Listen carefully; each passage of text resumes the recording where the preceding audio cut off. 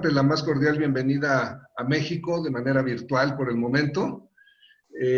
A nombre de, bueno, le agradezco mucho a Graciela Ibarra, que fue el bendito enlace que me permitió llegar a ti, y Graciela nos ha apoyado mucho en todo este proceso. Gracias a Graciela, que por ahí debe estar escuchándonos.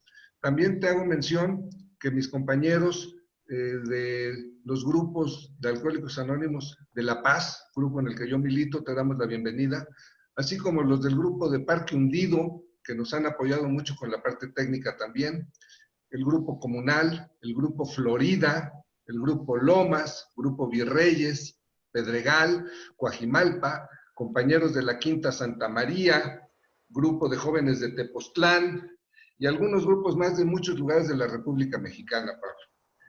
Entonces, seas bienvenido a nombre de todos ellos, para que me voy a permitir dar una breve semblanza tuya. Pablo de Ors es teólogo, sacerdote, jesuita, filósofo y novelista. Es fundador de los grupos de meditación Amigos del Silencio, estudió filosofía y teología en Roma, Praga y Viena, y fue ordenado sacerdote en el 91. Por el propio Papa Juan Pablo, por el propio Papa Francisco, fue nombrado consejero del Pontificio Consejo de la Cultura. Además, al igual que nosotros los AA, él encontró su despertar espiritual y lo plasmó en un libro hermoso que se llama Entusiasmo, ¿verdad, Pablo? Así es. También, desde luego, tiene obras como la trilogía famosa del Silencio, conformada por El Amigo del Desierto, El Olvido de Sí, y la obra que pues más se ha conocido, que es la biografía del Silencio. Obra que yo diría que es canasta básica para quien quiere experimentar un viaje hacia su propio ser, hacia su interior. Te agradezco mucho que destines este tiempo para nosotros, Pablo, compañeros de AA, amigos y familiares. Al final se activarán las preguntas, hasta el final, para no distraer la exposición. Se los voy a agradecer que así sea. Pablo, te quedas con nosotros, muy atentos y agradecidos por tu generosidad. Muchas gracias. Me siento honrado por esta invitación. Soy, como acaban de deciros, sacerdote, soy escritor, soy amigo del desierto, soy monje del Tabor y posiblemente tantas otras cosas, pero en realidad no soy nada de todo eso. Simplemente soy y quiero ser un hombre que escucha su conciencia, un hombre que intenta obedecer eso que la conciencia le dice, y un hombre que quiere hacer de esa escucha y de esa obediencia un estilo de vida. Esto es para mí lo esencial. Y por eso, precisamente, admiro a personas como Carlos de Foucault, que fue, como sabéis todos, un cristiano que se convirtió viendo la fe de los musulmanes. Admiro a Simone Weil, que fue una francesa de origen judío que amaba el cristianismo, pero que decidió expresamente no bautizarse, no convertirse al cristianismo.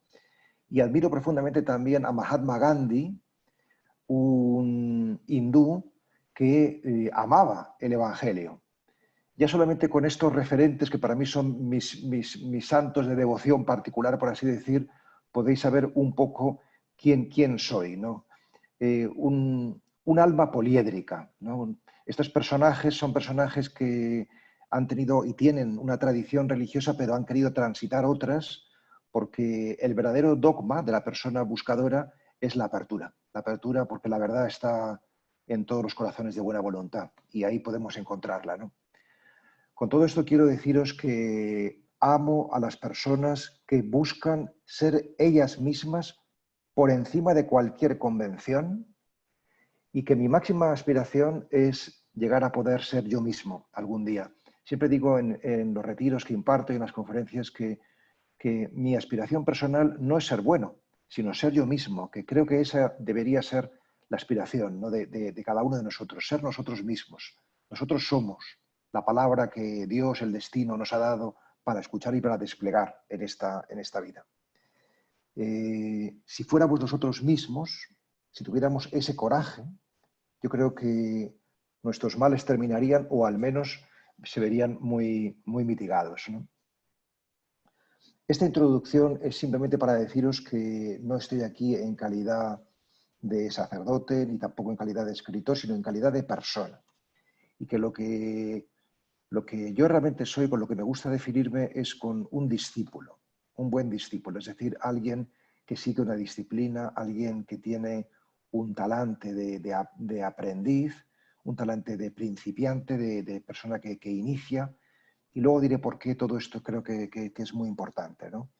Es posible que muchas de las cosas que vaya a comentaros no os ayuden particularmente, pero si estoy aquí es porque creo que quizás algo de lo que yo pueda compartir, pues sí que pueda arrojar una cierta luz sobre nuestra vida, sobre vuestra vida, ¿no?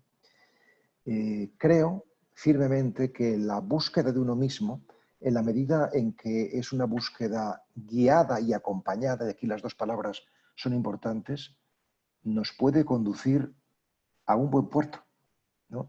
¿Y qué quiero decir con guiada y acompañada? Creo que tantas veces, si vamos sin un guía, sin unas pautas, sin una orientación en la búsqueda de nosotros mismos, nos perdemos, y que por fortuna tenemos una tradición que nos precede, es decir, tantos y tantas que han estado en el camino de la vida antes que nosotros y nos han dejado un legado y podemos aprender de ese legado, ¿no?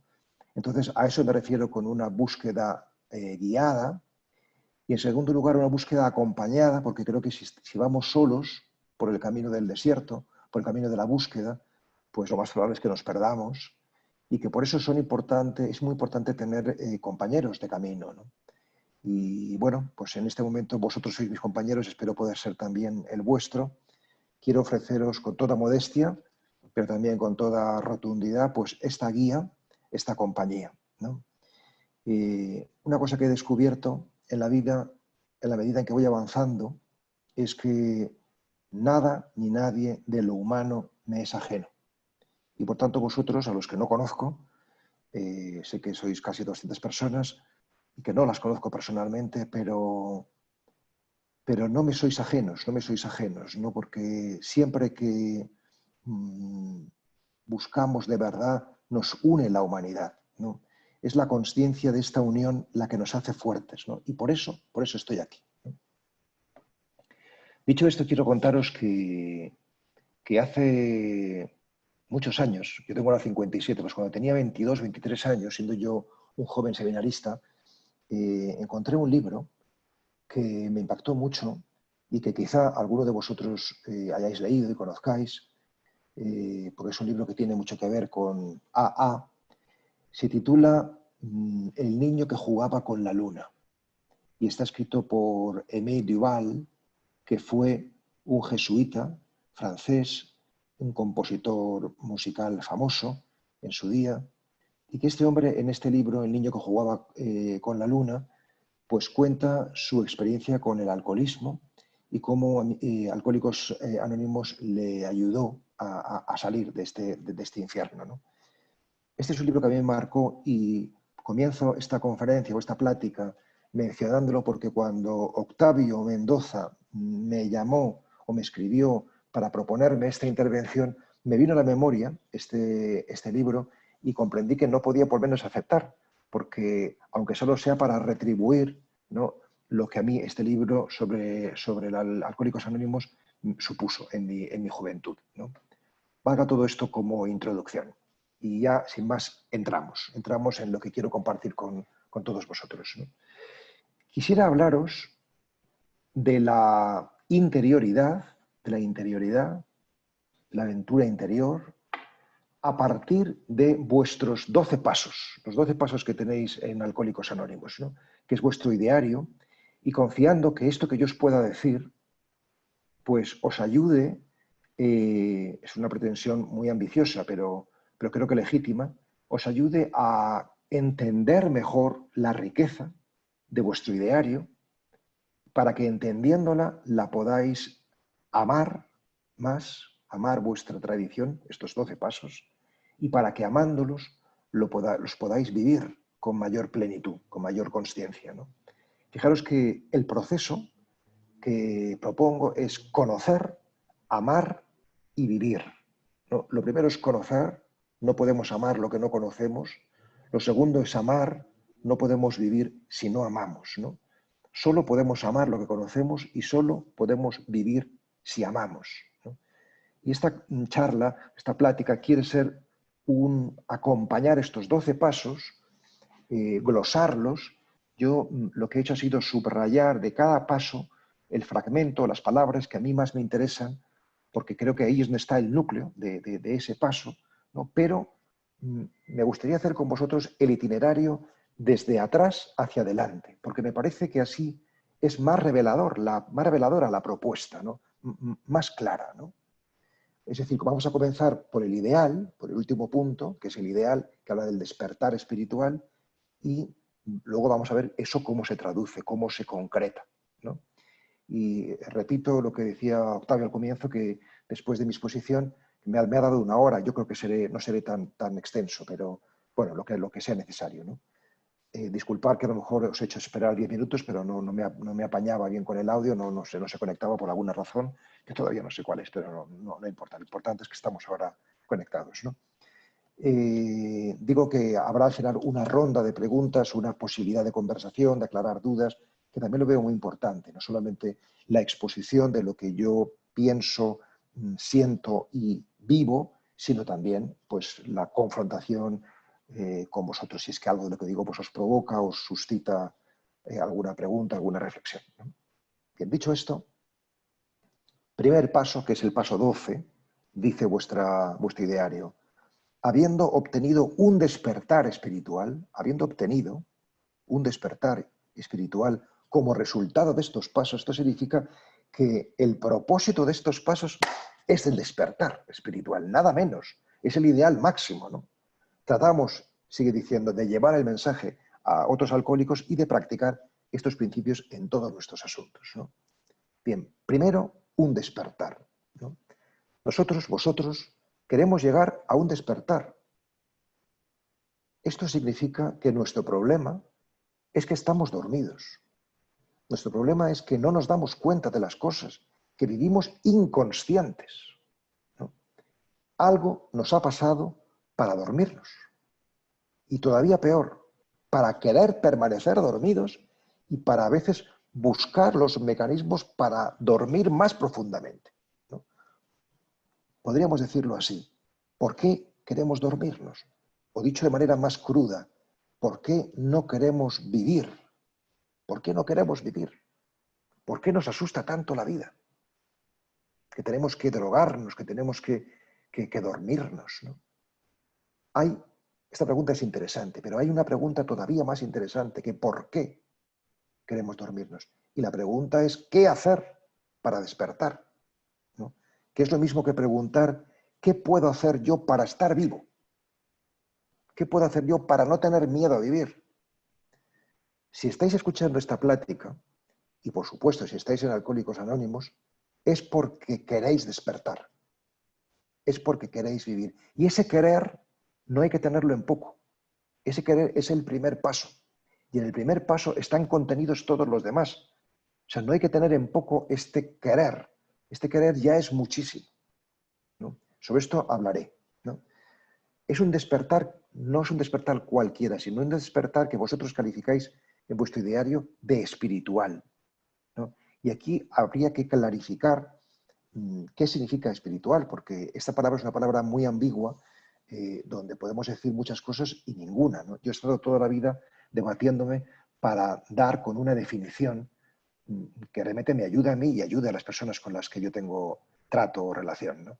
Y esa definición, que la que he compartido ya en alguna ocasión, pues también la quiero compartir con todos vosotros, con todos ustedes. Y es la siguiente. Espiritual es el cultivo, o sea, la espiritualidad es el cultivo consciente del cuerpo y de la mente que produce frutos de armonía y de compasión. Y en esta definición, todas las palabras son importantes. Primero, dice que la espiritualidad es el cultivo, despertar espiritual, ¿no? La espiritualidad es el cultivo. Por tanto, se trata de cultivarnos, de entendernos como un huerto, como un paisaje, como una tierra de la que hay que sacar algo, ¿no? En la medida en la que nos cultivamos, somos cultos. Somos cultos. La cultura no es tener muchas ideas en la cabeza, ni leer muchos libros, sino la cultura es el fruto de la persona que se cultiva a sí misma. Entonces, la persona que se cultiva es culta. Y cuando es culta puede dar culto. Dar culto. ¿No? Dar culto significa devolver a la vida lo que la vida ha puesto en nosotros, pero multiplicado. ¿No? Esto es la espiritualidad, ¿no? Un cultivo. ¿Y cómo se hace esto? Un cultivo consciente. Es decir, no podemos trabajarnos si no es con la consciencia, ¿no? A mí más que consciencia me gusta hablar, me gusta hablar como mi maestra Simone Weil, me gusta hablar de atención. Perdóname, voy a coger un poquito de agua, que lo tenía en la otra mesa, donde me había dispuesto para dar la conferencia, pero como he cambiado no tengo aquí vasito de agua. Voy a por él, tardo 10 segundos.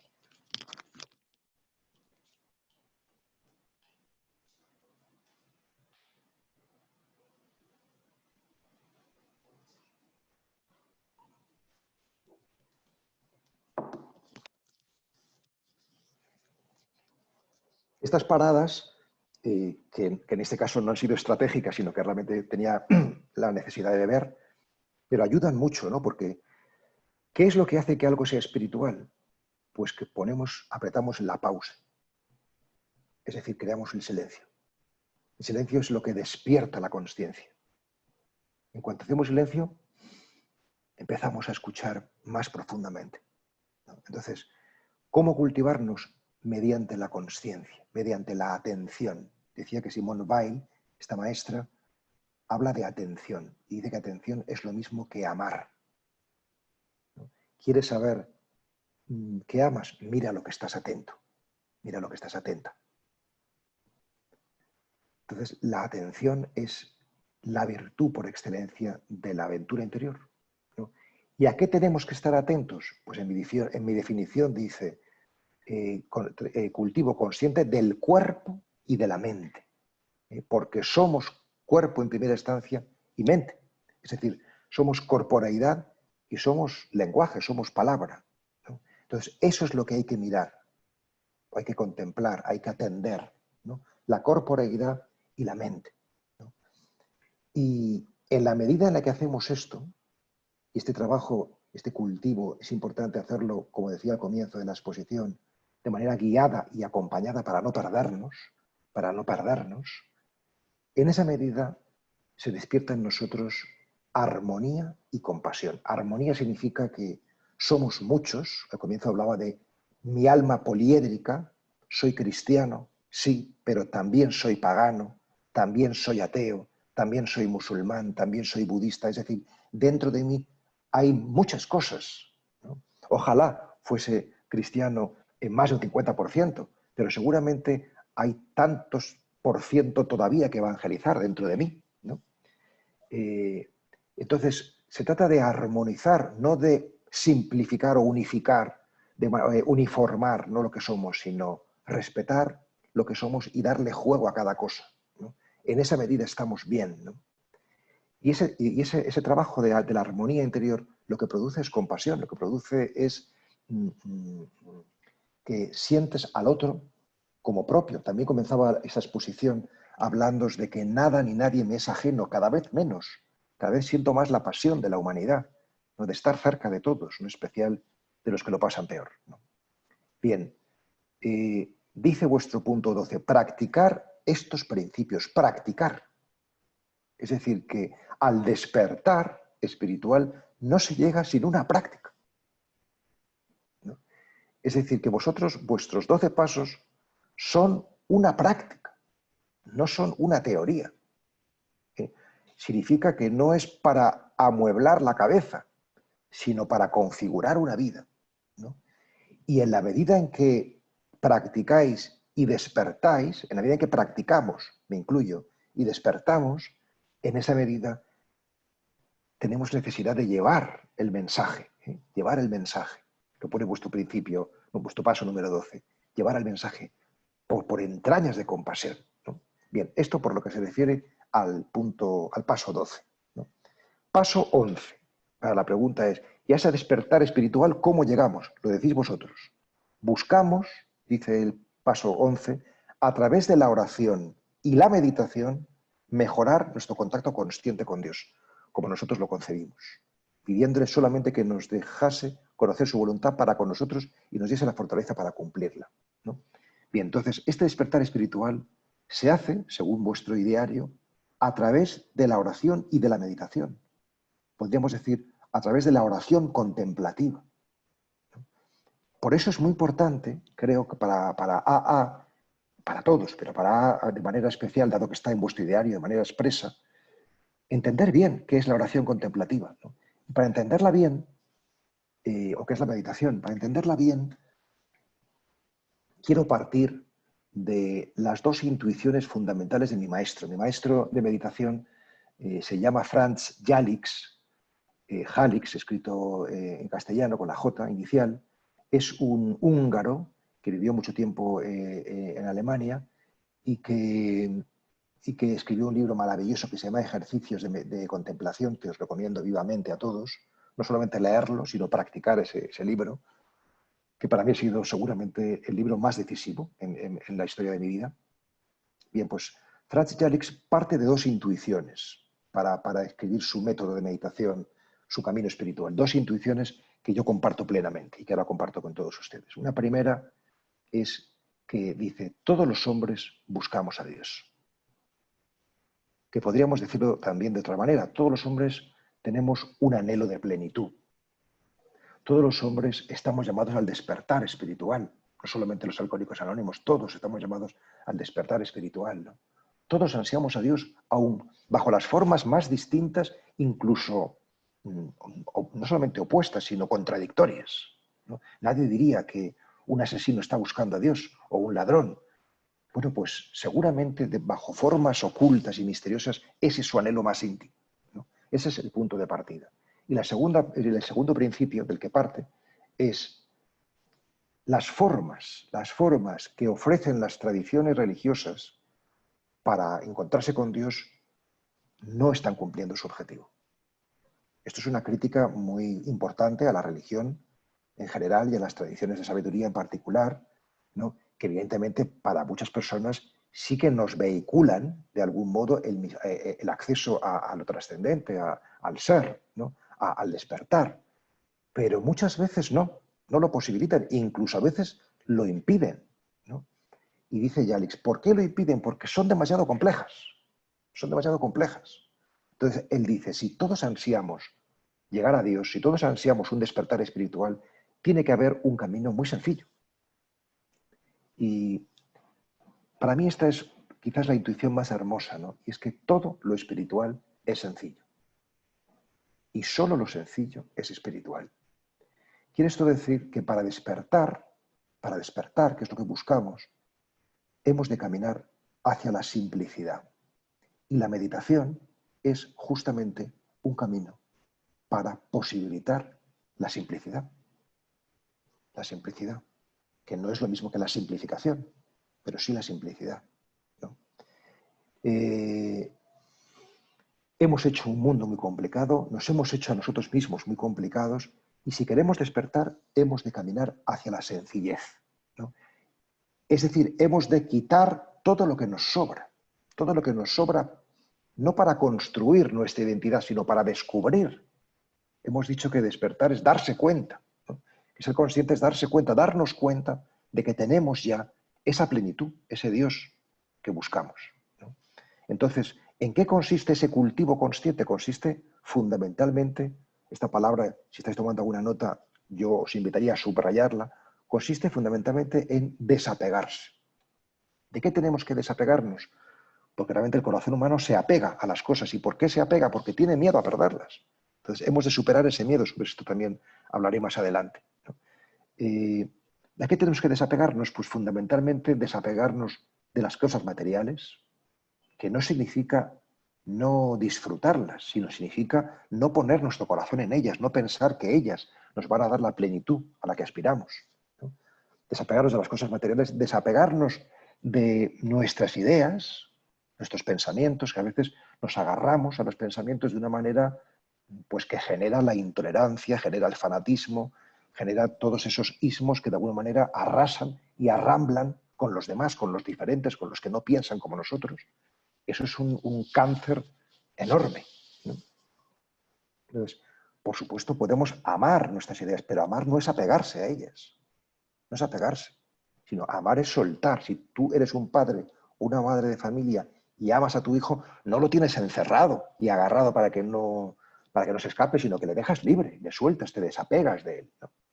Y no solamente, por tanto, desapegarse de las cosas, de las ideas, sino también de las emociones y de los sentimientos, de los afectos, ¿no? Muchas relaciones de afecto, muchas relaciones pues, conyugales o de pareja, filiales, de amistad, son dependencias que hay que purificar, ¿no? Y por último, el desapego más importante ya no es el de las cosas, las ideas o los sentimientos, sino de uno mismo, de su propia imagen, de la reputación, de lo que los demás pensarán de uno. En la medida en que uno va caminando en el camino espiritual, va acercándose al despertar espiritual, cada vez está más libre de eso, más libre de sí mismo, de su propia imagen, de lo que pensarán de él, ¿no? Bien, pues existe, esta es la noticia maravillosa, queridos amigos mexicanos, existe una práctica para posibilitar este desapego. Pero claro, la pregunta es, ¿y cómo me desapego yo de todo eso, ¿no? Para caminar hacia el despertar? Pues existe una práctica para hacerlo. Y esa práctica es la meditación o ejercicio de silenciamiento interior, ¿no? Que curiosamente vuestros 12 pasos os dan muchas claves maravillosas y muy precisas.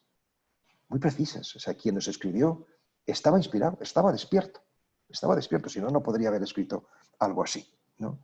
Esta meditación nos da el silenciamiento interior, que es tanto como decir la claridad, ¿no? No estamos ofuscados. Este ir vaciando nos da una extraña plenitud, sobre la cual me gustaría hablar. Esa extraña plenitud es lo que los cristianos conocemos por Cristo, ¿no? En el budismo se habla de un sentimiento oceánico, da igual las palabras, ¿no? Pero seguramente tenemos la intuición de por dónde puede ir esta experiencia de plenitud, ¿no? Sigue vuestro paso número 10, diciendo, continuamos haciendo nuestro inventario personal, aquí subrayado, nuestro inventario personal, y cuando nos equivocábamos lo admitíamos inmediatamente. Bien, ¿qué es lo que sucede cuando empezamos a meditar, cuando empezamos a hacer la práctica de todos los días sentarnos en silencio y en quietud para mirar lo que tenemos dentro? Pues lo que sucede cuando todos los días nos sentamos en silencio y en quietud para mirar lo que tenemos dentro, lo que sucede es que vemos lo que somos. Es que vemos lo que somos, ¿no? ¿Y qué es lo que somos? Pues mi maestro, Yalix, lo dice de la siguiente manera. Nosotros somos un núcleo de luz, es decir, somos seres luminosos. Dicho en lenguaje cristiano, en principio Dios creó al hombre y a la mujer y vio que eran buenos. Es decir, somos hermosos, somos buenos, somos luminosos, somos luz. Este es el núcleo más profundo de nuestra identidad. Pero algo nos ha sucedido que hemos sido expulsados de ese núcleo de luz, que nos hemos salido de ese núcleo de luz y somos también, en torno a ese núcleo de luz, hay un territorio de sombras. Somos también sombríos, somos también oscuros. Es decir, no somos solamente luz, también somos oscuridad, ¿no? Y tercero y último, además de ese núcleo de luz y de ese territorio de sombras, como esas sombras no nos gustan nada, nos dan mucho miedo, hemos construido, Yalix lo llama un envoltorio, Freud hablaría de unos mecanismos de defensa para no entrar en ese territorio sombrío. Entonces, la mayoría de los seres humanos viven en la superficie, se han construido un buen envoltorio para no atravesar nunca su territorio sombrío y, por tanto, nunca acceder a su núcleo de luz, ¿no? Acceder a su despertar espiritual. Entonces, ¿qué es meditar? Meditar es penetrar en ese envoltorio, romperlo, ¿no? Atravesar nuestras sombras, hacer ese inventario personal de todo lo oscuro que tenemos para llegar a nuestro núcleo de luz, ¿no? Es decir, todo esto evidentemente requeriría, y quizás podamos trabajarlo más adelante en otros encuentros o conferencias, requeriría una explicación de qué sucede, cómo se hace eso de romper el envoltorio, qué pasa cuando uno está en el terreno sombrío, qué fenómenos se despiertan, cómo hay que actuar ante esos fenómenos. Habría tantas cosas de las que hablar y algunas apuntaré, ¿eh? Porque, bueno, vuestros pasos lo permiten. No me estoy inventando nada, creo yo, que no esté en vuestros pasos, ¿no?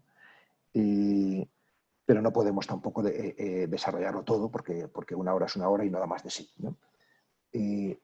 Meditar es hacer un examen de conciencia, un inventario personal, pero no un examen de conciencia reflexivo, pensando, sino un examen de conciencia meditativo, es decir, no por medio de la palabra, sino por medio del silencio, ¿no? No por medio del análisis, del psicoanálisis, de la terapia, sino por medio de la síntesis, ¿no?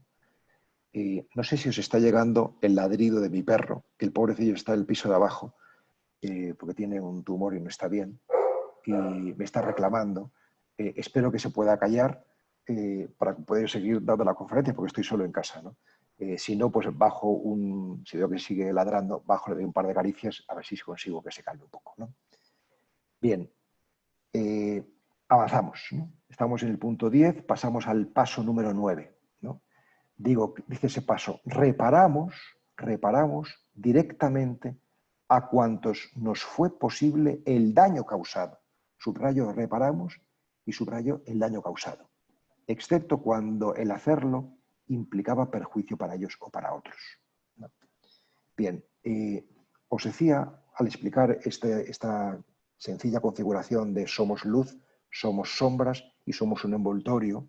Bien, pues lo que vosotros llamáis en vuestro ideario el daño causado es lo que en este lenguaje que os estoy presentando yo llamo las sombras, ¿no?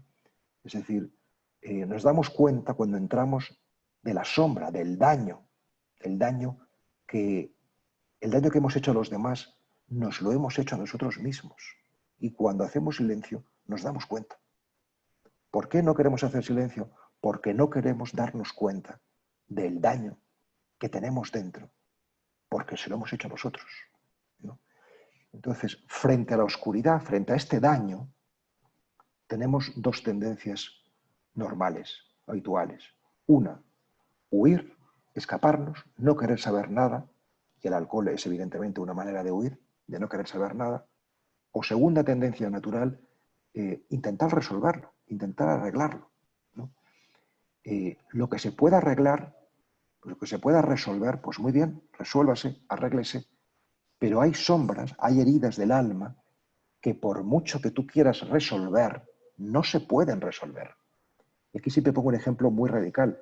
Si tú has perdido un hijo, por ejemplo, en un accidente de tráfico, por mucho que intentes resolver ese problema, esa pérdida, no la puedes resolver. ¿Qué tienes que hacer? Hay una tercera salida, que no es huir ni resolver, sino es disolver. ¿Y qué significa eso de disolver? Pues ahí eso significa la mirada contemplativa. Eso significa la meditación. Ese es el camino al que vuestro ideario apunta, ¿no? ¿Y en qué consiste esto? Pues consiste no tanto en pensar, sino en contemplar. Ya explicaré enseguida qué significa esto de contemplar. No pensar, sino contemplar. Y no hacer, no acción, sino pasión. Pasión significa recibir, recibir, recibir. Pasión significa pasividad y padecimiento, porque muchas cosas que recibimos nos hacen daño. Si tú miras la oscuridad que tienes dentro, pues lo más probable es que te sea muy difícil esa pasividad, ese simplemente mirar, y te haga daño, ¿no? Entonces, la propuesta es reparar directamente. Es decir, no huir, sino mirar ese daño, mirarlo, ¿no? Contemplarlo, ¿no? Hemos de aprender a mirar. Contemplar es un mirar con ciertas características. ¿Qué características? Ahora diré cuáles, ¿no? Pero vamos, os puedo adelantar. Un mirar amorosamente. Amorosamente significa con benevolencia y con ternura. Mirar así, mirar amorosamente, esto es lo maravilloso, queridos amigos y amigas, es algo que se puede aprender. Es algo que se puede aprender. O sea, todos estamos llamados a mirar el mundo, a mirar a los demás y a mirarnos a nosotros mismos amorosamente. Esa mirada amorosa es la que nos sana. Pero esa mirada amorosa no es espontánea. No es espontánea porque estamos muy dañados, pero podemos aprenderla, ¿no? ¿Y qué es aquí lo extraordinario para mí? Pues que preparando esta conferencia he descubierto que vuestros pasos explican no solamente el despertar espiritual, la meditación, las sombras que acabo de exponeros, sino cómo tiene que ser esa mirada contemplativa. Lo explican en los pasos 4, 5, 6, 7 y 8, ¿no? Dice el paso 8. Hicimos una lista de todas aquellas personas a quienes habíamos ofendido y estuvimos dispuestos a reparar el daño que les causamos. Subrayo estuvimos dispuestos. Es decir, lo primero que se nos pide es estar dispuestos, tener una cierta disposición. ¿Qué disposición? También la anunciaba al comienzo, porque esta presentación que he hecho al comienzo de todo, pues era un poco como un condensado de lo que luego quería desplegar, que estoy desplegando ahora mismo, ¿no? ¿Cuál es esa disposición? Pues es la disposición del discípulo. Del discípulo, de quien sigue una disciplina. ¿Quién es el discípulo? El que quiere aprender. Entonces, el que quiere crecer. Tú quieres aprender, quieres crecer. Esa es la disposición adecuada. La disposición del principiante, ¿no? Y esa disposición, ¿qué es lo que nos pide? Si tú quieres aprender de verdad, si tú quieres despertar espiritualmente de verdad, ¿qué es lo que primero tienes que hacer? Pues ponerte en camino, ponerte en el camino, ¿no? Ponerse en el camino es lo más importante. De hecho, esto lo suelo recordar mucho en los retiros de meditación que imparto. Cristo dijo de sí mismo, yo soy el camino. No dijo yo soy la meta. Esto significa sencillamente que si estamos en el camino, estamos en Él. Estamos en Dios, estamos en la fuente, estamos en el ser. Podéis llamarla de muchas maneras, si preferís un lenguaje no cristiano, ¿no? ¿Qué es un camino? También esto lo digo muchas veces, ¿no? Porque me parece que esto es fundamental para la salud mental, para la salud espiritual, ¿no? ¿Qué es un camino? Un camino es un horizonte al que tender y una tierra que pisar. Y ambas cosas, el horizonte y la tierra, lo ideal y lo real, lo concreto, son importantes, ¿no? Entonces, vuestro ideario os dice que el ideal es el despertar espiritual, ¿no? ¿Y qué es lo concreto? El paso que tengo que dar hoy, ¿no? ¿Y cuál es ese paso?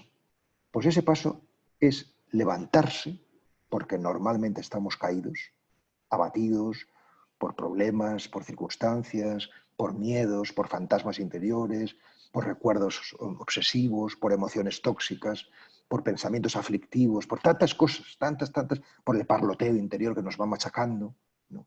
Entonces, el primer paso es levantarse y dar un primer paso, ¿no? El primer paso no es solamente el más importante, porque de él dependerán todos los demás. Si no damos ese primer paso no podremos dar los siguientes, sino que realmente yo diría que es el único importante, porque todos los demás no los tenemos. O sea, hoy tenemos que dar ese paso que tenemos que dar hoy, ¿no? Por tanto, siempre estamos dando el primer paso. Y por eso es muy importante en el camino espiritual tener esa mentalidad de principiante, de la cual también os hablaba antes, ¿no? En el arte, como en la meditación, como en el amor, siempre somos principiantes. Siempre estamos aprendiendo. Si crees que ya te sabes eso de amar, si crees que ya te sabes eso de componer, escribir poesía, pintar, si crees que ya te sabes eso de meditar, es que no te has enterado de nada. Siempre somos aprendices. Siempre estamos en el momento de la creación, el momento mágico de empezar algo, ¿no? De los inicios, ¿no? Bien, sigue diciendo vuestro paso 7. Humildemente le pedimos que nos liberase de nuestros defectos. Es decir, que para levantarnos, para dar ese primer paso, la actitud fundamental es la humildad. La humildad, sabéis que viene de humus, de tierra. Humus significa tierra, ¿no? Por tanto, la condición de entrada en el camino de la meditación, en el camino de la interioridad, es la humildad, ¿no? Y yo diría no solamente la condición de entrada, sino también la condición de salida. Es decir, para meditar, para caminar hacia el despertar espiritual, hemos de entrar humildes y vamos a salir más humildes todavía. Es decir, más vinculados a la tierra, más enganchados con lo concreto, más amando lo que hay, lo que tenemos delante, ¿no? Decía Teresa de Ávila, humildad es andar en verdad, ¿no? Entonces, si pierdes el humus, si pierdes la tierra, pierdes la verdad. Si pierdes lo concreto, pierdes la verdad, ¿no? Por eso quienes se alejan de la tierra, quienes se alejan de lo concreto, sea porque tienen poder, sea porque tienen grandes ideas, grandes constructos mentales, pues pierden verdad, ¿eh? Muy pocos poderosos de este mundo están en la verdad, son veraces, ¿no? Han entrado en la corrupción porque subir te aleja de las personas, te aleja de la gente, te aleja de lo concreto, te aleja de la realidad, ¿no? También me gusta mucho vincular, porque tiene la misma raíz etimológica, humildad, no solamente con humus, con tierra, sino con humor, con sentido del humor, ¿no? La persona humilde tiene sentido del humor, ¿no? O sea, el sentido del humor es una virtud fundamental en el camino espiritual. ¿Por qué? Porque en general las personas espirituales o supuestamente espirituales son muy serias, son demasiado graves, ¿no? Demasiado dramáticas, ¿no? Por supuesto que la vida está llena de drama y de tragedia, ¿no? Pero la sabiduría es precisamente para comprender que mi yugo es llevadero y mi carga ligera, ¿no? Es decir, que podemos distanciarnos, ¿no? Podemos aprender a no identificarnos con eso, ¿no? A relativizar, ¿no? A relativizar nuestra manera de vivir, nuestra manera de sentir, o sea, que no convertirnos en un absoluto, porque entonces, pues, viene pues, todo lo que viene, ¿no? Que es justamente la opresión, la intolerancia que hablaba antes, el fundamentalismo, etcétera, etcétera, etcétera, ¿no? Y entonces, el primer fruto de la meditación, de esta práctica, es la claridad. Antes también lo decía, ¿no? Digo esto por lo siguiente. Imaginar que tenemos una habitación llena de cosas y que empezamos a sacar cosas de esa habitación, ¿no? Si está muy llena de cosas, cuando tú abres la habitación no puedes ver lo que hay porque hay demasiadas cosas, pero es quitándolas como empezamos a distinguir. Empezamos a distinguir. Ah, mira, aquí hay un radiador, aquí hay un ventilador, aquí hay un sofá, aquí hay una silla. Empezamos a distinguir por qué hemos quitado, ¿no? Entonces, en la práctica de la meditación, en la medida en la que quitamos, empezamos a ver lo que tenemos dentro. Por eso hablo de claridad, ¿no? ¿Y por qué hablo ahora de la claridad? Porque cuando vemos con claridad lo que hay, nos vemos a nosotros mismos con claridad. Y verse a uno mismo con claridad, eso es humildad. Es decir, que quien no es humilde es un estúpido. Es un estúpido. No, no ha entendido quién es él. No ha entendido quién es él, ¿no? No se puede ser sabio sin ser humilde. O sea, el soberbio es un idiota. Es un idiota. Es así de claro. Es así de claro, ¿no? Bien. Y cuando no estamos en el centro de nuestro paisaje interior, ¿qué está? Cuando no estamos humildes, ¿qué es lo que está? Pues aquí entra vuestro paso número 6. Estuvimos enteramente dispuestos a dejar que Dios nos liberase de nuestros defectos. No os preocupéis que termino en 15 minutos como máximo, porque los últimos puntos voy un poquito más rápido, ¿no? Los primeros 2 o 3 serán más extensos. Subrayo de este paso, dejar que Dios nos liberase, ¿no? Normalmente el problema es que tenemos el foco de la conciencia, el foco interior puesto en nosotros mismos. Meditar es girar ese foco y empezar a iluminar no a nosotros mismos, sino la realidad, ¿no? La realidad es lo que nos libera.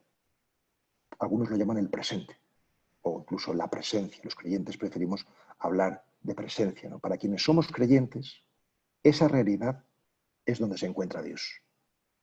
un Dios que no esté en la realidad es pura doctrina, es pura ideología, es un mero constructo que puede amueblar la cabeza pero no alimentar el alma. Entonces, fijaros que donde vuestro ideario dice Dios, podríamos decir, porque también añadís, tal y como cada cual lo conciba, podríamos decir, en lenguaje más laico, si lo preferís, la realidad. Podríamos decir, Dios nos libera de nuestra alienación, la realidad nos libera de nuestra alienación, pero para eso hemos de hacer esa operación de giro de foco, no estar siempre en el ego, sino iluminar la realidad, ¿no? Y ahí encontraremos a Dios. En la medida en que nos desegocentramos, descubrimos la realidad, descubrimos a Dios, ¿no? Quinto paso, admitimos ante Dios, ante nosotros mismos y ante todo ser humano, la naturaleza exacta de nuestros defectos. La verdad es que me gusta mucho vuestro ideario porque esto me gusta mucho este admitir o aceptar, ¿no? O rendirse, podríamos decir también, y sobre todo me gusta mucho este naturaleza exacta de nuestros defectos, ¿no? Bueno, subrayo este admitimos, yo lo traduciría como rendirse a la realidad, aceptarla, ¿no? Esa aceptación, esa rendición, ese admitir, no suele hacerse sino tras un largo combate, ¿no? Nos cuesta, no queremos morir en nuestras falsas identificaciones y nacer al verdadero yo, al yo profundo, ¿no? Entonces, si lo hacemos, ¿qué es lo que estamos haciendo en realidad? Estamos admitiendo la naturaleza exacta de nuestros defectos, es decir, entrando, podemos decirlo en lenguaje místico, en la noche oscura. Admitir la naturaleza exacta de nuestros defectos es entrar en la noche oscura, ¿no? Hasta arrancarla a su secreto, ¿no? ¿Cuál es la naturaleza exacta de nuestros defectos? ¿Cuál es la naturaleza exacta de la noche oscura? Pues yo diría aquí, ¿cuál es el secreto de la noche? Pues el secreto de la noche es el día. ¿Y por qué es el secreto del día? Porque cuando la noche se hace más noche, es cuando está preparada para despuntar el alba. Pues así, exactamente así, sucede a nosotros. Cuando estamos en lo más oscuro, en la naturaleza exacta de nuestras faltas, de nuestra oscuridad, entonces puede empezar a despuntar el día, ¿no?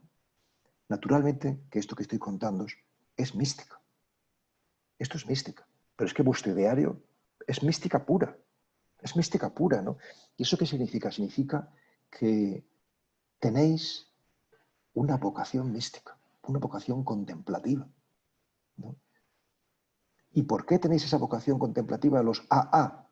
Pues una vocación mística, porque habéis entrado en la oscuridad más profunda, ¿no?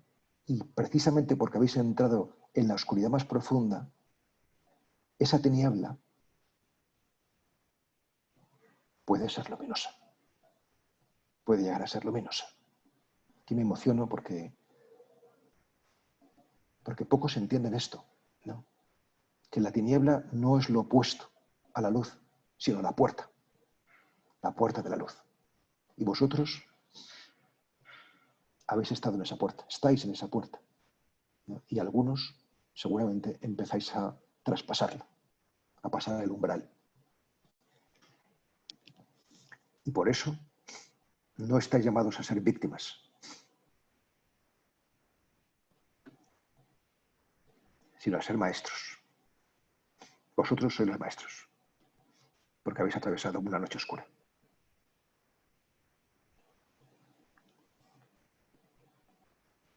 Esto es lo que hemos de creernos.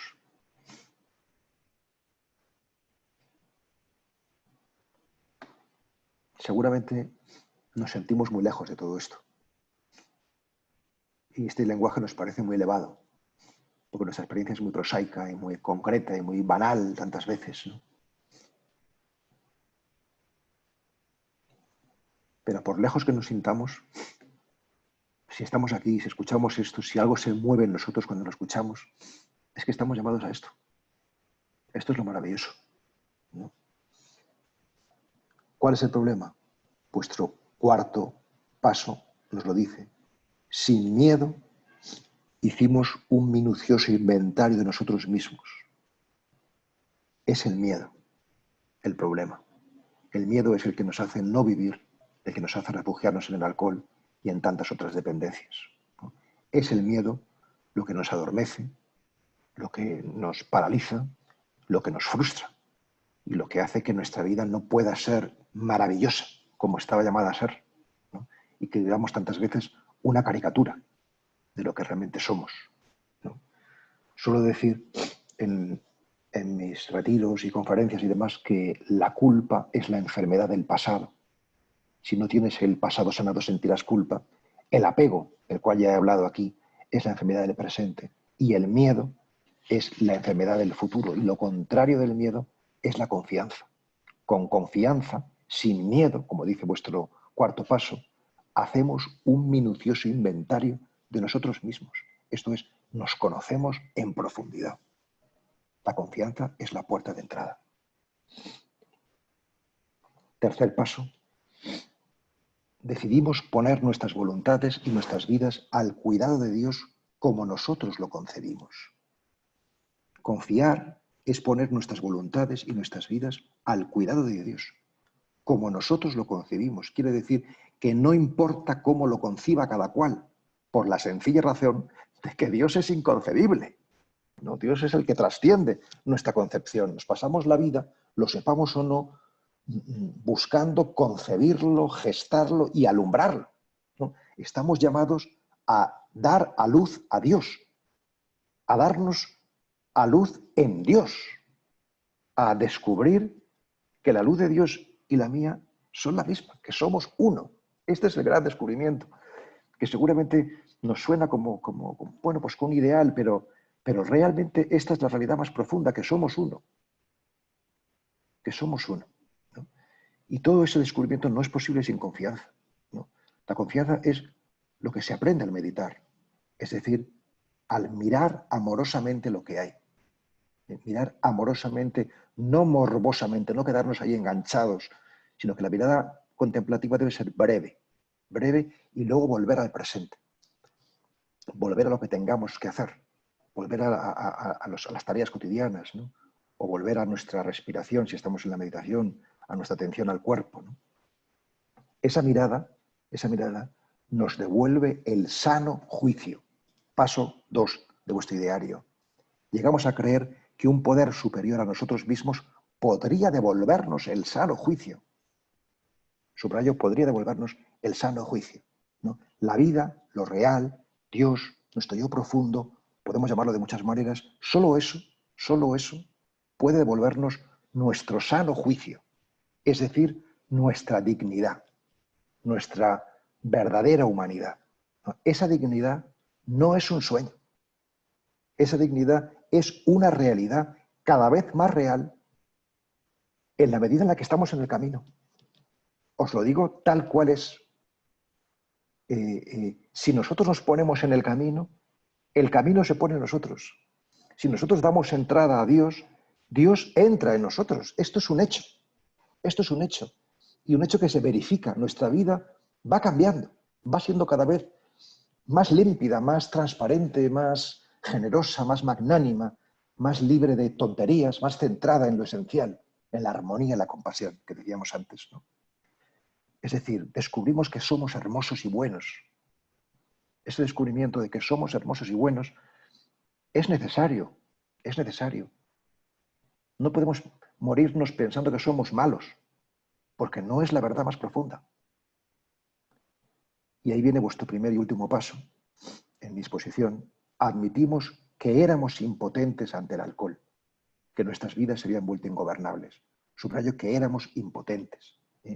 Para que accedamos a esa verdad, a esa belleza, ya lo hemos dicho, es necesaria la humildad, es decir, reconocer nuestra impotencia, reconocer que el poder, la potencia, no viene de nuestro pequeño yo, nuestra vida es ingobernable, sino de Dios, del Espíritu, de la fuerza de lo real, ¿no?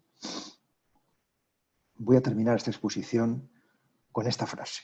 Nunca es el hombre tan grande como cuando reconoce que es frágil. Entonces es cuando empieza la aventura de ser humano, la aventura de estar vivo. Nunca es el hombre tan grande como cuando reconoce su fragilidad. Bueno, yo no he pretendido, como es natural, que esta lectura que he hecho inversa de vuestros pasos sea la única legítima, faltaría más, pero sí que pienso que puede arrojar quizás alguna luz de mayor profundidad en vuestra comprensión y en vuestra vivencia de estos pasos, ¿no? En el fondo lo que he intentado es transmitir en vuestro lenguaje, el ideario, en vuestro ideario, ¿no? El legado espiritual del cristianismo en general y en concreto de la tradición mística del cristianismo y más en concreto de la tradición del conocimiento silencioso, ¿eh? Que es la corriente de espiritualidad que nos ha llegado a nosotros fundamentalmente por medio de los padres y las madres del desierto y sobre todo también de una corriente que se llama el esicasmo, esiquía, estar en quietud para alcanzar la paz, ¿no? Yo he tenido la inmensa alegría y la inmensa responsabilidad, también ambas cosas, de recibir este legado. Por eso hace 7 años fundé una asociación que se llama Amigos del Desierto, que justamente intenta profundizar en este legado y difundirlo, que en el fondo es parecidísimo a estos 12 pasos vuestros. Es decir, que también nosotros, Amigos del Desierto, estamos llamados al despertar espiritual y lo que hace la asociación es enseñar cómo se hace para vivir este camino, ¿no? Luego, si queréis, en el diálogo, pues os puedo dar el correo electrónico de las personas responsables, que lleva para si alguien quiere entrar en contacto con ellos, la página web, etcétera, ¿no? Y también por esta inmensa alegría e inmensa responsabilidad he aceptado estar esta horita, este ratito con vosotros, confiando en haber podido transmitir algo de esa dicha que da el camino interior. Muchas gracias por haberme escuchado y estoy a vuestra disposición.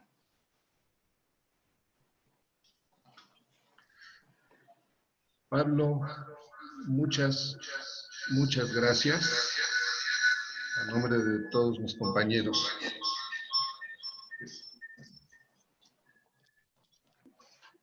Pues en este momento, si alguien tiene alguna pregunta que hacer, pues estamos abriendo el chat. En lo que a mí respecta, estoy conmovido, emocionado. Transmites un sentir profundo que me llegó hasta el corazón. Muchas gracias.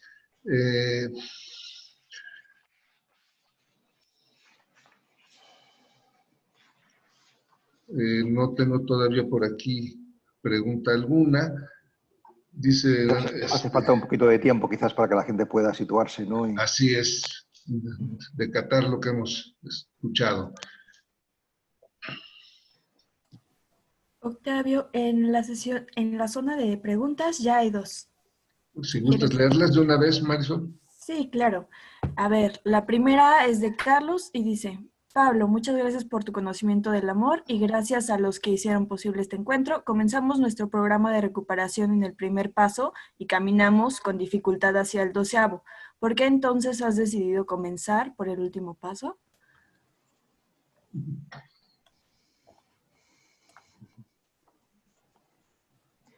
Pues he decidido comenzar por el último paso porque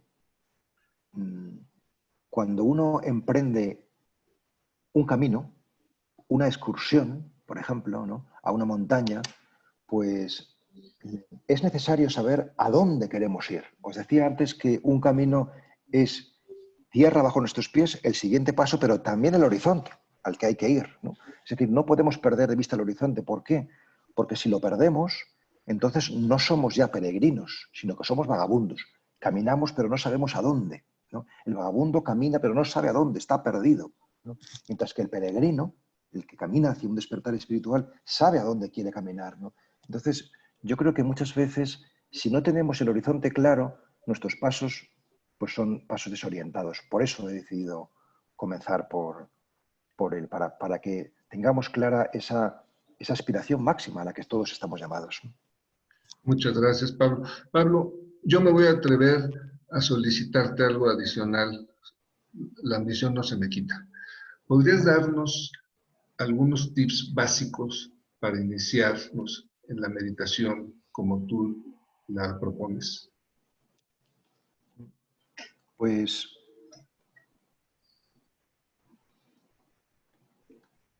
yo diría que hay que empezar de una manera modesta, ¿no? ¿Y cómo es una manera más modesta? Pues, por ejemplo, sentándonos todos los días 10 minutos.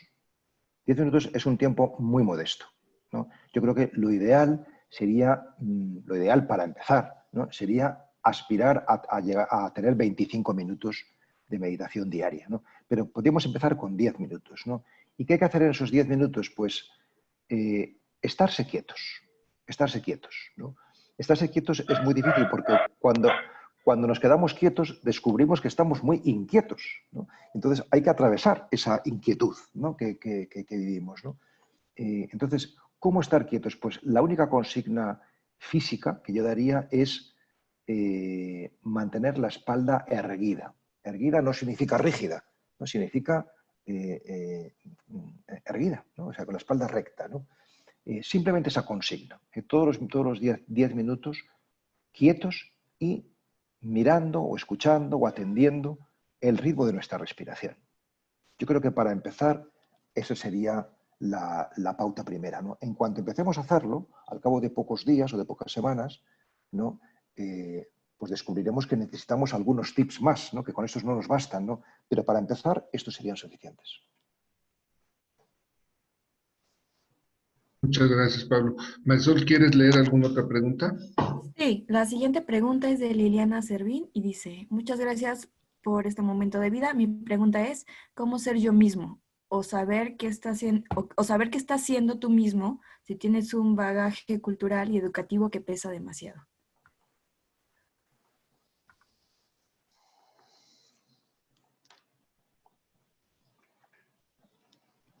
El bagaje cultural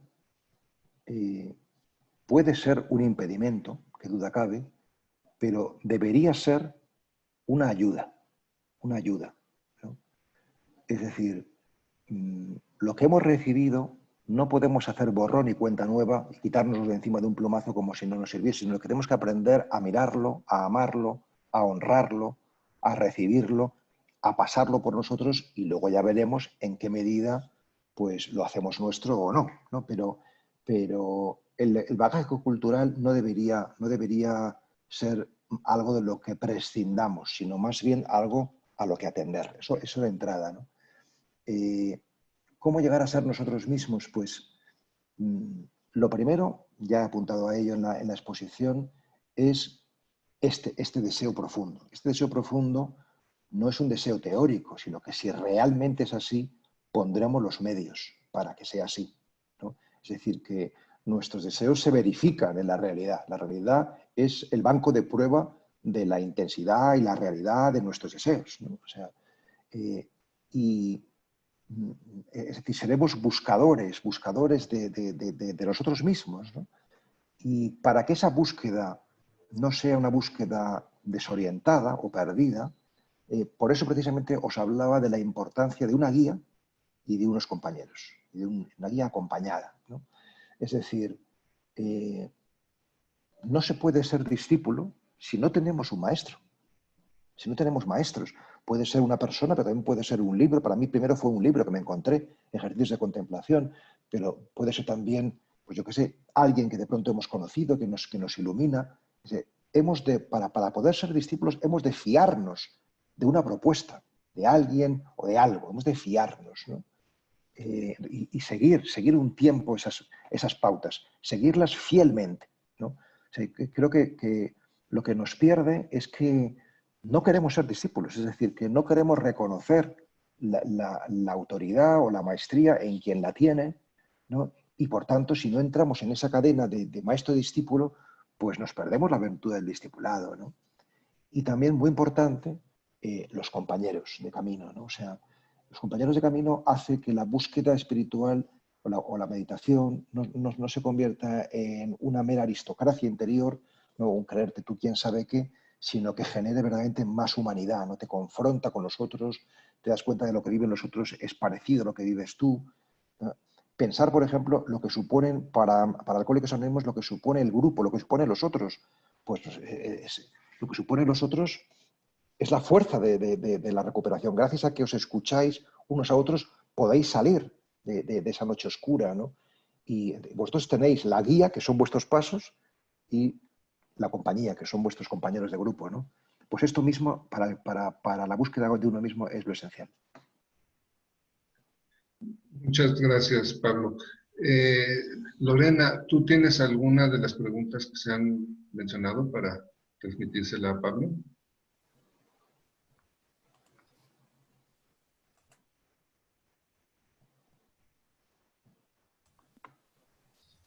Yo le puedo leer una. A ver si es tan Dice, amable. habla sobre maestros. Mencionaste algunos de los que tuviste tú. ¿Dirías que maestros es todas las personas que nos enseñan algo o alguien que esté más elevado que nosotros? Yo creo que todos podemos ser maestros de otros, ¿no? Es decir, que todos estamos llamados a ser discípulos y maestros, ¿no? Pero no podremos ser maestros si no somos discípulos, ¿no? Discípulos hay que ser siempre, ¿no? Y maestros los seremos de vez en cuando, ¿no? Cuando lleguemos a un cierto nivel de experiencia, ¿no? De experiencia personal, ¿no? Yo estoy seguro de que todos vosotros, todos los que me estáis escuchando en ese momento, todos nosotros somos maestros de alguien, es decir, a alguien le hemos enseñado, ¿no?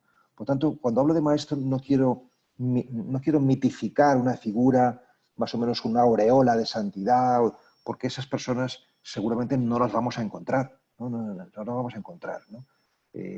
Aunque quién sabe, si realmente nuestra búsqueda espiritual es muy fuerte, quizás sí que aparezca alguien que sea una persona realmente luminosa, no solamente para ti, sino para muchas otras personas, ¿no?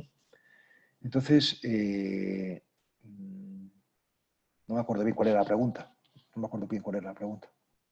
Se me ha Ah, ido. era que si puede Ah, ser, sí, si todos sí, somos podemos ser. maestros. Sí, sí, pues esto es lo que ya he respondido, ¿no? Todos podemos ser maestros, pero antes, evidentemente, hemos de ser discípulos, ¿no? Hemos de aprender, ¿no? O sea,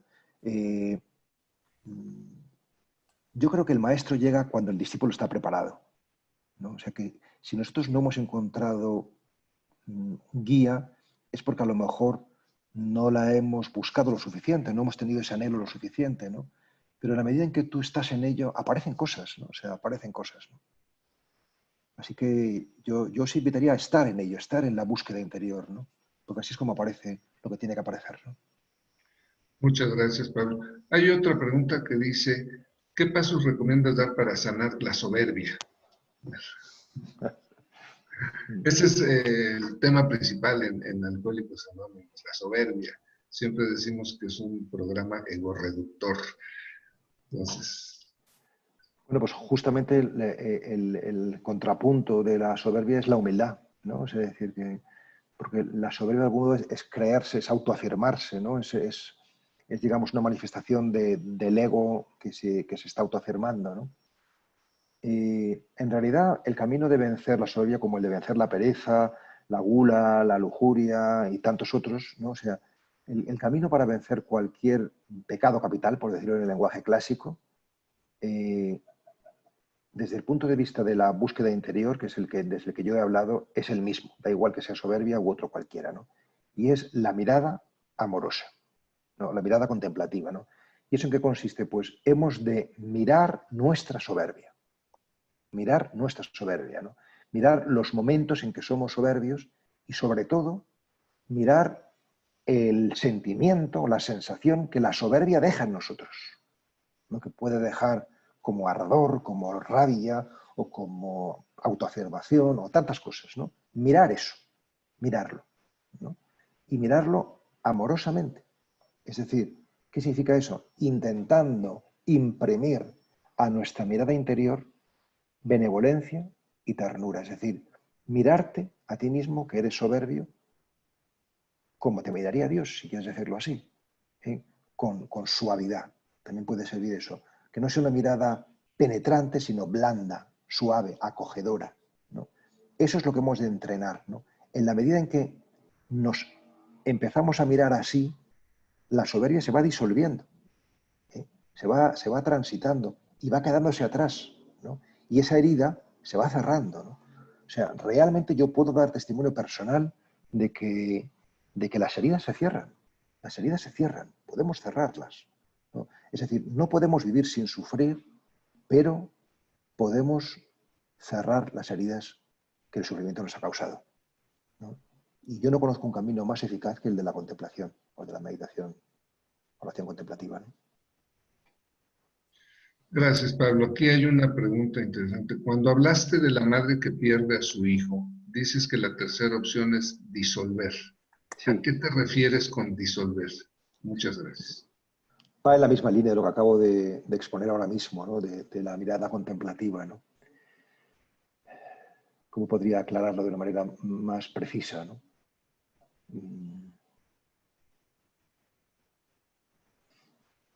Normalmente, una pérdida tan grande como un hijo, ¿no? Pues es algo que nos deja el corazón destruido, ¿no? O sea, y si tú tienes una herida física, te has hecho daño con una piedra y estás sangrando, por ejemplo, pues si tú no miras esa herida, ¿no? Si te escapas de ella, te refugias en, no sé, en el alcohol o en tantas otras cosas, pues esa herida va a seguir sangrando y tú te vas a desangrar, te vas a morir desangrado, ¿no? O sea, es decir, que normalmente frente al mal reaccionamos o bien vengándonos, devolviendo el mal por mal, y te inyectan un veneno y tú lo escupes de nuevo, ¿no? Y entonces empieza la violencia, ¿no? La gente que ha sufrido, pues de pronto es violenta, ¿no? Devuelve el mal, ¿no? O sea, pero lo más frecuente no es la venganza, aunque desde luego hay muchísima venganza, mucha más de lo que pareciera, ¿no? Muchas de nuestras acciones son vengativas, ¿no? O sea, eh, lo más frecuente es el rencor, ¿no? El rencor es no elaborar la herida, ¿no? Es guardarse el veneno dentro, ¿no? Guardarse la tristeza, guardarse el miedo, guardarse eh, la envidia, ¿no? Guardárnosla dentro. Entonces, cuando una sombra, un mal, lo tenemos dentro, va creciendo, va arraigando, ¿no? En nosotros, ¿no? ¿Y cuál es el resultado? El resultado es el rencor, ¿no? O sea, o si queréis, la amargura, que es parecido, ¿no?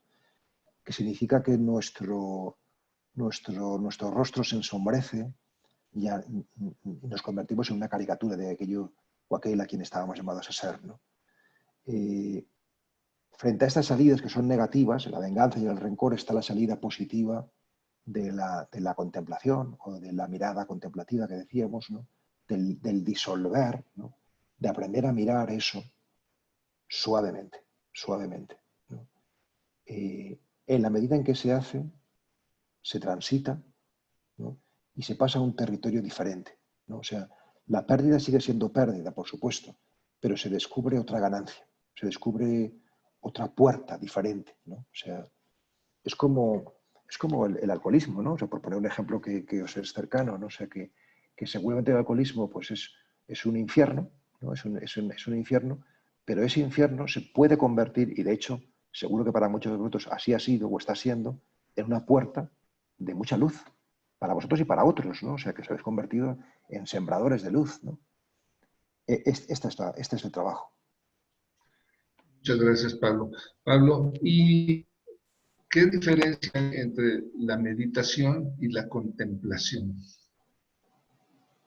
En realidad yo las estoy utilizando bastante sinónimas, aunque tienen sus matices, ¿no? En general, en el mundo religioso se habla o hablamos de contemplación, en el mundo laico se habla más de meditación, pero en definitiva son muy parecidas, ¿no? O sea, la meditación es lo que podríamos llamar en el cristianismo la oración contemplativa, ¿eh? Sabéis que hay distintos tipos de oración, ¿no? Fundamentalmente cuatro, ¿no? La oración verbal o vocal, que es la oración con palabras, el Padre Nuestro, el Ave María, oraciones plegarias, ¿no? O sea, esa es una fórmula. Una segunda fórmula es la oración mental, ¿no? El examen de conciencia, el discurso interior, la lectura de la Sagrada Escritura, la revisión de grupo, pues, lo mental, ¿no? O sea, luego está la oración emocional o sentimental, ¿no? Emotiva, donde lo importante ya no son las palabras ni tampoco los pensamientos, sino los sentimientos, ¿no? Por ejemplo, la acción de gracias, la petición de perdón, la intercesión, ¿no? Los sentimientos, ¿no? Y hay una última oración que sería la oración contemplativa, ¿no?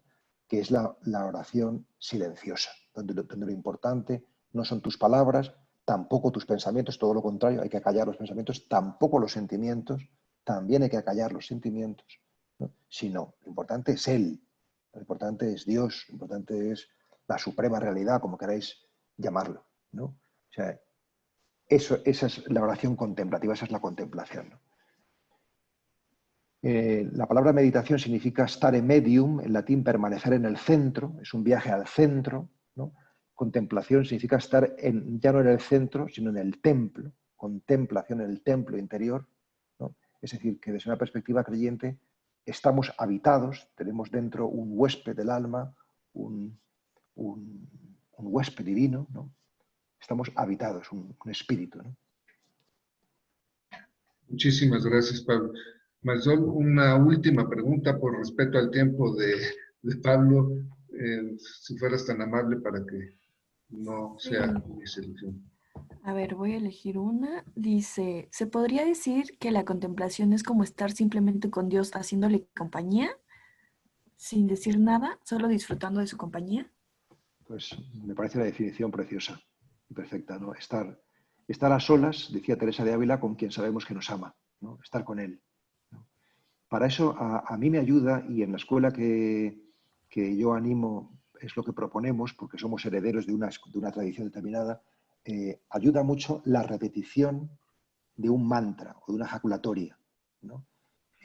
Yo propongo, me hablabais antes de cómo iniciaros, bueno, pues el cuerpo, sentaros quietos, la mente, estar en la respiración para no estar en nuestros pensamientos, en nuestro parloteo, estar nada más en la percepción de nuestra respiración. Y había una tercera pauta o tip, me preguntaba Octavio, que sería la recitación atenta de una palabra, ¿no? Yo os propongo 3 palabras posibles, ¿no? O bien, para quien no sea creyente, la palabra sí, simplemente la palabra sí al expirar, ¿no? Como lanzando ese sí al centro de la tierra, o bien la palabra Maranatha. Maranatha es la palabra con la que termina la Sagrada Escritura, es una palabra aramea que significa ven Señor. Marán Atá, os invito a que lo podéis recitar en la inspiración Marán y en la expiración Atá, ¿no?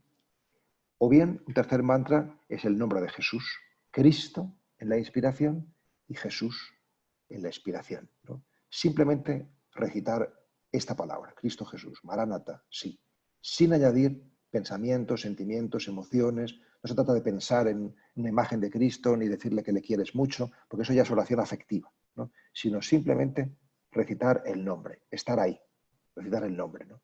Eso ayuda a caminar hacia este tipo de meditación y a estar con él, como decía en la pregunta, ¿no?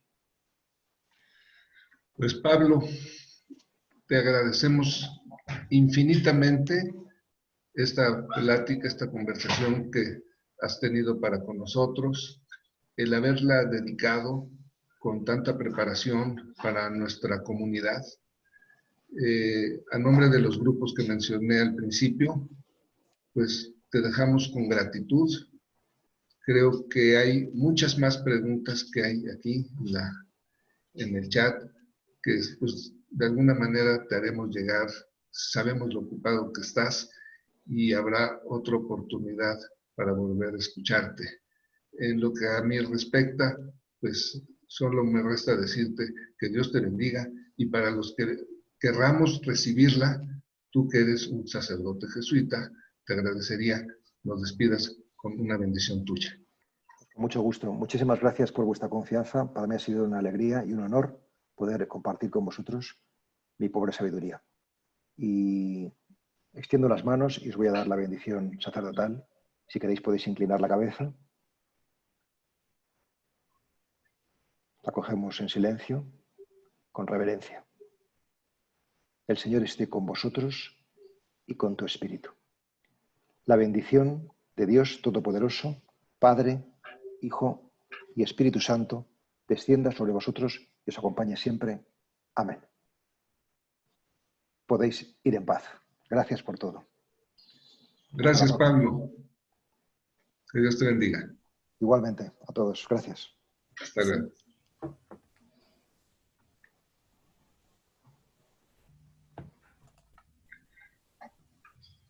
Queridos compañeros, los que están ahí, gracias por su presencia y hasta la próxima.